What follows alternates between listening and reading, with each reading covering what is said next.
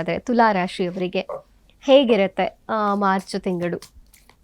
ಅವರ ಆರೋಗ್ಯ ಇರ್ಬೋದು, ಹಣಕಾಸು ಇರ್ಬೋದು, ಹಾಗೆಯೇ ರಿಲೇಷನ್ಶಿಪ್ ವಿಚಾರದಲ್ಲೂ ತುಲಾ ರಾಶಿಯವರಿಗೆ ಏನೆಲ್ಲ ಗೈಡೆನ್ಸ್ ಸಿಗತ್ತೆ? ತುಲಾ ರಾಶಿಯವರ ವಿಚಾರಕ್ಕೆ ಬಂದಾಗ ಮೊದಲನೇದಾಗಿ ಆರೋಗ್ಯ, ಹಣಕಾಸು, ಹಾಗೆ ಅವರ ರಿಲೇಷನ್ಶಿಪ್.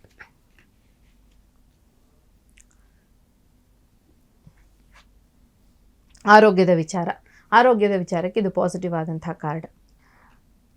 ಇಲ್ಲಿ ಯಾವುದೇ ಇನ್ನರ್ ಸ್ಟ್ರೆಂತ್ ಇದೆ. ನೀವೇನು ಮಾಡಬೇಕು ಅಂದ್ಕೊಂಡಿರ್ತೀರೋ ಅದಕ್ಕೆ ನಿಮ್ಮ ಆರೋಗ್ಯ ಪಾಸಿಟಿವ್ ಆಗಿರುತ್ತೆ. ಬಟ್ ಲಾಂಗ್ ಟೈಮ್ ಡಿಸೀಸಸ್ ಏನಾದರೂ ಇದ್ದರೆ ಸರಿಯಾಗಿ ಮೆಡಿಸಿನ್ ತೊಗೊಂಡಲ್ಲಿ ಸರಿಯಾಗಿ ಡಾಕ್ಟರ್ ಹತ್ರ ಹೋಗಿ ತೋರಿಸ್ಕೊಂಡ್ರೆ ಈ ಸಮಯದಲ್ಲಿ ಅದಕ್ಕೂ ಕೂಡ ಒಂದು ರೆಮಿಡಿ ಸಿಗೋದಕ್ಕೆ ಅವಕಾಶ ಇರುತ್ತೆ.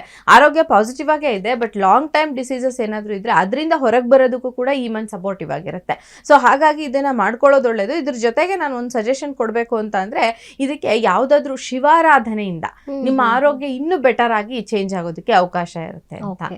ಇನ್ನು ಹಣಕಾಸಿನ ವಿಚಾರಕ್ಕೆ ಬಂದಾಗ ಸ್ವಲ್ಪ ಟ್ರಾನ್ಸ್ಪರೆಂಟ್ ಆಗಿ ಇಲ್ಲದೆ ಇರ್ಬೋದು. ನಿಮ್ಮ ಪಾರ್ಟ್ನರು ಅಥವಾ ನಿಮ್ಮ ಬಿಸ್ನೆಸ್ ಪಾರ್ಟ್ನರ್ ಇರ್ಬೋದು ಅಥವಾ ನಿಮ್ಮ ಎಂಪ್ಲಾಯೀಸ್ ಇರ್ಬೋದು, ನಿಮ್ಮ ಜೊತೆಗೆ ಲಾಯಲ್ ಆಗಿಲ್ಲ, ಸ್ವಲ್ಪ ಕಿರಿಕಿರಿ ಮಾಡ್ತಾ ಇರ್ತಾರೆ. ಮತ್ತು ತುಂಬ ದಿನದಿಂದ ನೀವೇನೋ ಬೈದಿದ್ದೀರಾ, ಏನೋ ಅಂದಿದ್ದೀರಾ, ಅದನ್ನೆಲ್ಲ ಕ್ಯಾರಿ ಮಾಡ್ತಾ ಇದ್ದಾರೆ. ಅದರಿಂದ ನಿಮಗೆ ಹಣ ಬರ್ತಾ ಇಲ್ಲ. ಈ ಥರದ್ದೆಲ್ಲ ನೆಗೆಟಿವ್ ಆದಂಥ ಒಂದು ಸೈನ್ನ ತೋರಿಸುವಂಥ ಕಾರ್ಡ್. ಹಾಗಾಗಿ ಹಣಕಾಸಿನ ವಿಚಾರದಲ್ಲಿ ತುಂಬ ಜಾಗರೂಕತೆಯಿಂದ ಈ ಮಂತ್ ಇರಬೇಕಾಗುತ್ತೆ ಅಂತ ಹೇಳ್ಬೋದು. ಇನ್ನು ರಿಲೇಶನ್ಶಿಪ್ ವಿಚಾರಕ್ಕೆ ಇದು ಪಾಸಿಟಿವ್ ಆದಂತಹ ಕಾರ್ಡ್. ರಿಲೇಶನ್ಶಿಪ್ ನೀವು ಮಾಡುವಂತಹ ಕೆಲಸಕ್ಕೆ ನಿಮ್ಮ ಪಾರ್ಟ್ನರ್ ಅಥವಾ ನಿಮ್ಮ ಸ್ನೇಹಿತರು ಇರ್ಬೋದು, ನಿಮಗೆ ಸಪೋರ್ಟ್ ಮಾಡ್ತಾ ಹೋಗ್ತಾರೆ ಅಂತ ಹೇಳ್ಬಿಟ್ಟು.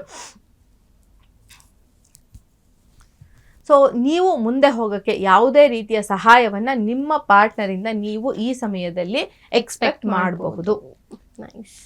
ಸೊ ಇದು ತುಲಾ ರಾಶಿಯವರಿಗಾಗಿತ್ತು. ಇನ್ನು ಗೈಡೆನ್ಸ್ ಏನು ಸಿಗುತ್ತೆ ತುಲಾ ರಾಶಿಯವರಿಗೆ?